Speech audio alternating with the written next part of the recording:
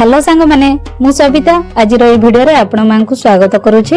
आज आमे तयारी करिबा सरिसो साग। एई ट्रेडिशनल हेल्दी सरिसो साग को शीत दिन रे ओडिसा रो प्रत्येक घरे खाइबा को बहुत पसंद करिथांती।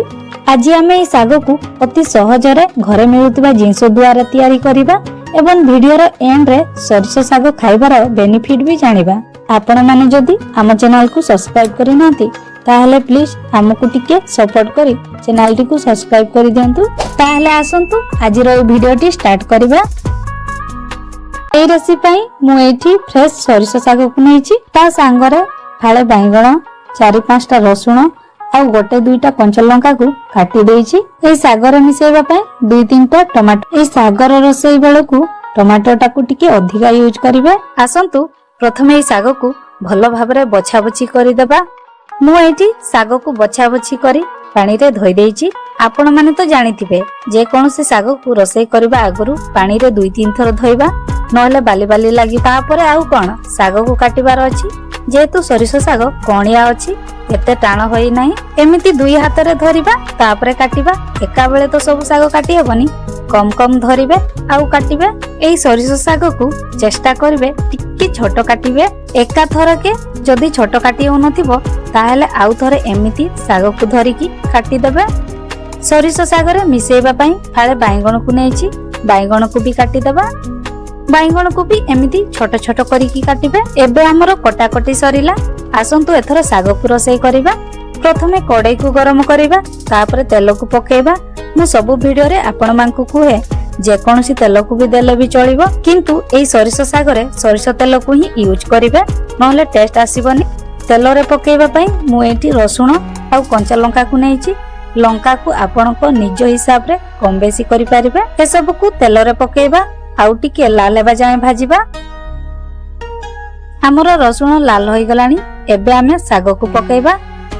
आ गोटिए कथा बहुत लोक माने सरिसो साग रे प्याज को पकेकी रसई करंती किंतु प्याज को न देई रसुण को देबे।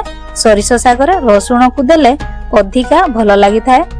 तापरे ए सब को मिसेई दबा जेमति रसुण आ कंचा लंका ए साग रे चारिआडे मिसी जिवो। सांग माने ए जाय आपण माने जदी हम चैनल को सब्सक्राइब करि नांती ताहले प्लीज हमकु टिके सपोर्ट करी चैनल टी को सब्सक्राइब करि दियंतु। वीडियो टी भलो लागुथिले निज सांग साथी को संग रे निश्चय शेयर करंतु। एबे आमे साग को देखि स्वाद अनुसार नून को देबा। जेतिकी आपण माने नून को खांती सेही हिसाब रे देबा। तापरे ए सब को मिसेई दबा।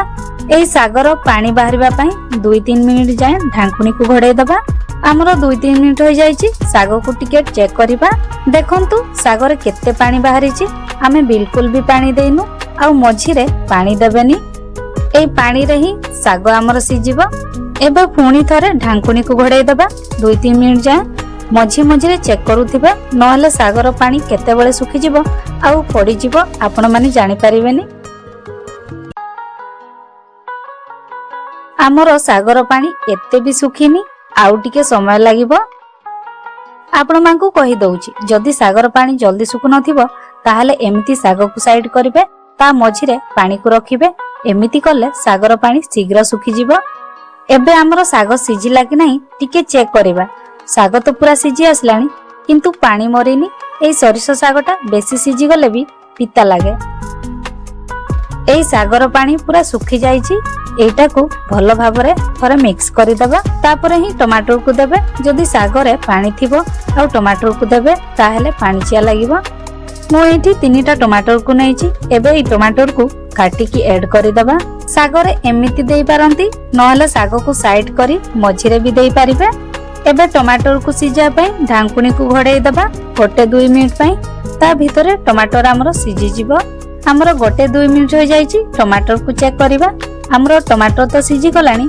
जदी सिजी नथिबो ताहले पातिया साहाय्य रे मेल्ट करि देबा। ए सब को थरे भलो भाबरे मिक्स करि देबा। टमाटर रे भी तो पानी बाहरी थाए। यार पानी मरिबा जाय एटा को 3-4 मिनिट जाय भाजीबा। ता भितरे सरिसो साग को खाइले कोन बेनिफिट मिले ताहा जानिबा। सरिसो सागर पत्र रे विटामिन ए, सी, के, कैल्शियम एवं आयरन रो नेचुरल सोर्स थाए जहा इम्यूनिटी बढ़ाए, स्किन को हेल्दी रखे, रक्त को सफा रखे एवं हाड़ को मजबूत करी थाए। यार एंटीऑक्सीडेंट गुण आम शरीर कोषमान को नष्ट हेबारु रक्षा करे, फल आम शरीर शक्तिशाली एवं सुस्थ रुहे, वृद्ध अवस्था को धीर करे एवं रोग हेबार संभावना कमी जाए। एही शाग को खाइले हजम शक्ति बढ़ी थाए एवं कॉन्स्टिपेशन समस्या दूर हुए। एही शाग रे लो कैलोरी एवं पोटासियम थाए जहाँ ब्लड प्रेशर को बैलेंस करी थाए। एही शाग वेट को कंट्रोल करिवारे सहायक हुए। एही शाग रे आयरन रो अधिक मात्रा थाए जहाँ शरीर रे हिमोग्लोबिन बढ़ाए, रक्तहीनता दूर करिवारे सहायता करे। एही शाग खाइबा द्वारा एथिरे थिबा कैल्शियम एवं मैग्नीशियम हाड़ को मजबूत करे। एही शाग खाइबा द्वारा शरीर डिटॉक्सिफाई होइथाए एवं रक्त सफा हुए, जहा द्वारा चेहरा उज्जवल देखा जाए एवं पिंपल समस्या थिले दूर होइथाए। एही छोट छोट पत्र थिबा औषधीय शाग खाली स्वाद पाई नुहे बरं आम स्वास्थ्य पाई भी बहुत उपकारी होइथाए। एही शागरे थिबा एंटीऑक्सीडेंट गुण शरीरर रोग प्रतिरोध शक्ति को बढ़ाई थाए। आसंतु एथर एही शाग को खाइबार किछि प्रिकॉशन विषय रे जानिबा। थाइरॉइड रो औषध खाउथिले एही शाग को खाइबेनी। अधिक मात्रा रे एही शाग को खाइले पेट समस्या देखा देई पारे।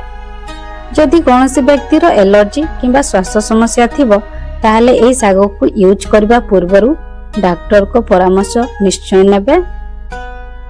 किडनी स्टोन रे समस्या थिले एही शाग को खाइबेनी। बाकी समस्त निजर हेल्दी पई एही शाग को कंफर्टेबली एन्जॉय करि परिबे।